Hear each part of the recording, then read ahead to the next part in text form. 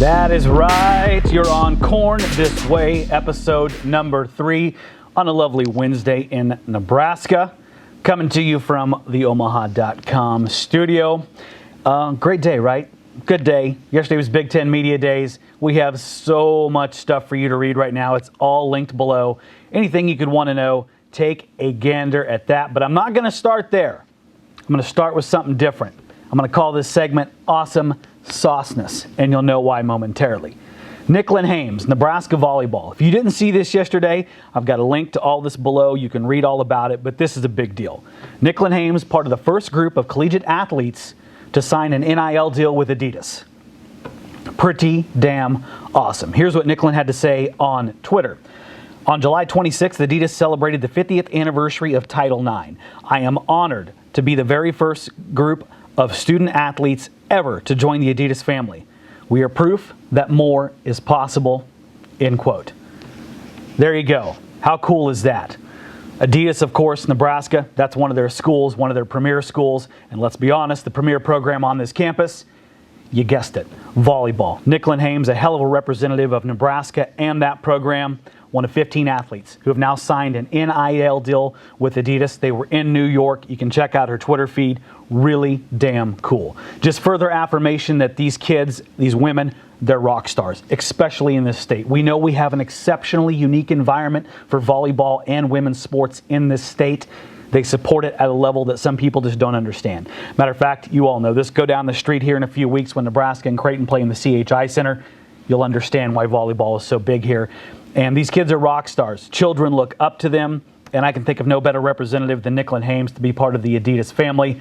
Pretty freaking awesome for Nebraska volleyball as well. Down with the patriarchy. Oh boy, easy there. I got a couple people in this room who watch over me, and I think they about passed out on that last comment. Y'all calm down over there. We joke on this show. It's just your job to figure out, was I joking or not? Okay, all kidding aside, awesome moment for women's sports and for Nicklin Hames and Nebraska volleyball. Congrats to her. All right, let's get into it. Our next segment, I'm going to call Bringing the Heat. Why am I calling it Bringing the Heat? Because this article brought the heat. I'm talking, of course, about Tom Chattel's column we put up online last night and into this morning. And I can tell you this. It's hit a nerve and it's being read heavily. When I'm not on this show running my mouth, I actually am in charge of watching our analytics and how you ingest our Husker content. It's the most intelligent thing I'm going to say on this entire show. I can tell you this, there was 500 people on that article a while ago reading it, and it's been that way since last night into this morning. Let's read the headline on this bad boy. You'll see why it's probably striking a nerve. Chattel, Frost's strange stumble out of the gate is a perplexing start to Big Ten Media Days. Okay, let me set the scene for you here of what happened yesterday. I alluded to it shortly in yesterday's episode. Frost had an edge to him yesterday, which he normally does. That's kind of par for the course with Scott. But here's what happened yesterday. Just so you know, there's two main setups in Indianapolis and at most Big Ten Media Days and Media Days across the conference. There's smaller tables in a different area, in this case down the side of the field in Indianapolis, and that's where the individual players will sit and talk to the media, and the head coach from each school will sit there. Those media contingencies tend to be a lot more local oriented. So like our Nebraska media would be a lot more oriented on those. So Scott had spoke at that early in the morning because we all know they had to be back for Fan Day. Well, then comes the big podium, as I call it. The big giant area where all the writers are sitting from all over the country, giant table up front. It started yesterday at 9 a.m. on Big Ten Network if you were watching. Kevin Warren, of course, the commissioner of the Big Ten Conference, gets up there, gives his 45-minute spiel about how awesome the Big Ten is right now and their new cool members and the future and all that. Okay, so then the first coach up after that is Nebraska Scott Frost. He gets introduced by Kevin Warren, comes up, shakes hands, and gets up there. And then this was a little bit of an uncomfortable moment. He just stands there and doesn't say anything for a few minutes. And finally, the moderator, you hear a voice of God come over and say, Coach, would you like to make an opening statement? Frost, wasn't having that. He didn't want to make an opening statement, and he said, how about we just go straight to questions? Okay, I get it. Not the sexiest start to a live, TV show of Coach's press conference at Big Ten Media Days. I get it. Is it unprecedented? Hell no. I covered Mike Leach for a few years at Texas Tech. Trust me, every press conference was an adventure. You never knew what you were going to get. And it's also very commonplace, especially, say, after big losses or tough games, coaches will come into a press conference and they don't want to pontificate, and they'll just go straight to questions. That happens quite a bit. Others, They'll talk your ear off. We had one here, Mike Riley. Gotta love Mike Riley. So fun to listen to him talk. You had to figure out what he talked about for the 30 minutes that he didn't stop talking at the start of each press conference, but he would pontificate upon things and do that. So Frost, not really a big opening statement person, didn't do that yesterday. He's done that before. Tom, not a big fan of how that went down yesterday. Didn't think it was the fiery of approaches to the start of a very high-profile season. I'm going to read you a line from Tom's article. Here we go. Forward losing seasons have a way of muffling swagger, but the reviews of Frost on Tuesday were of a coach who is indifferent to the moment and already succumbing to the pressure. I'm getting down. Don't throw it at me. Oh my God. When I read that yesterday before it went online, I felt like my keyboard was a nuclear weapon. That is some heat, Tom.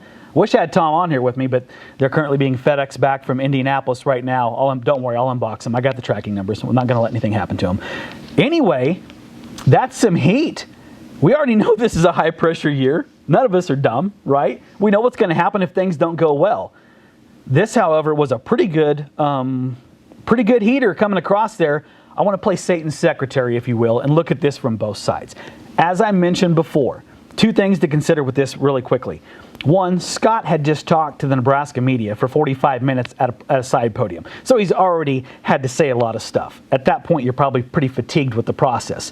Number two, as I said, coaches tend to do this. Mike Leach does it all the time. Still does it in the SEC at Mississippi State. Not going to give you a big opening statement, but at least I get, quirky history lessons about pirates and things when I do hear him talk.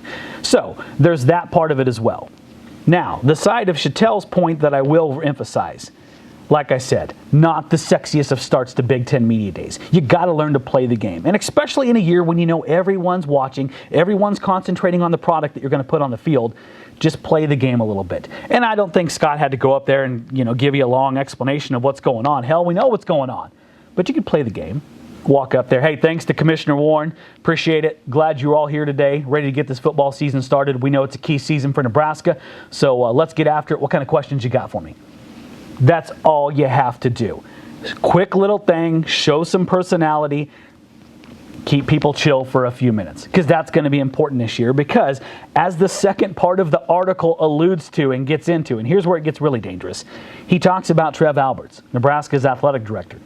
Trev was there yesterday, as he was last year at Big Ten Media Days, and here's the deal. We know the program's being watched. What happens right after Frost goes off stage, that's the thing that Tom didn't mention in his article that I'm going to throw a little opinion out on, a little beef, so to speak. Trev has a little media horde pretty much right after Frost is off stage and talks to the Nebraska media about, of all things, as you know, the pressure on the program, the metrics Scott has to meet to not lose his job, blah, blah, blah, blah, blah. We've all heard it. Here's my problem with that. We all know the program's being watched closely. So if it's me, just me, and I'm sure my colleagues are going to hate what I'm going to say here because we love access, we love transparency because that's how we write stories and get you content, I don't think that was the right thing for Trev to do at that moment. Give it a little space. If you're trying to calm down the persona that you're sitting over there, which Trev is not, with a, Scott's report card in your hand daily. What did he do today? Well, I don't know about that. Okay, that's good. That's not what's happening. But when you immediately meet with the media right after Scott comes off stage, that's not going to help that perception one bit. So maybe give your coach a little bit of space. Let him do his thing. You can talk with the media at another time. So add those two things on. Read Tom's article. You'll see how he pieces this all together. But yeah, a little drama out of Big Ten Media Days. And yeah, it's fair. You can throw that at us and say we created the drama. But, as I said, there's two sides to that as well. Read Tom's article. That is a lot of stuff to consider. Okay, speaking of which, let's get this show wrapped up. Down below, there is a ton of links. Whether you're on YouTube or omaha.com, all the stories these guys worked hard on yesterday, take a look at them. You're going to be informed as you want to be. We've also got a nice recap of Nebraska Fan Day last night. Some cool videos, some cool photos. Looked like a very fun event over there. Speaking of which, rest of the week, what we told you about, practice starts today. It's Wednesday for Nebraska football. Not open to the media fans, so stay the hell away from there. But on Friday, we will hear from Eric Chenander and some defensive players after practice. We'll have that full wrap-up for you and get you going there. Okay, speaking of things you need to get a subscription, I mentioned this yesterday. We've got a hell of a special right now, and this is the time of year to get locked in for the whole football season. There you go. 6 months, $1 damn. That's all you got to pay it to start this thing off, and you're going to get the entire football season of our excellent stuff and writing. Even if it's Tom's article that makes you mad and you want to get ponderate, hey, that's how you read it. Grab a subscription. We appreciate it. Until that time, GBR Nation, keep it real, and remember, we're all just corn this way.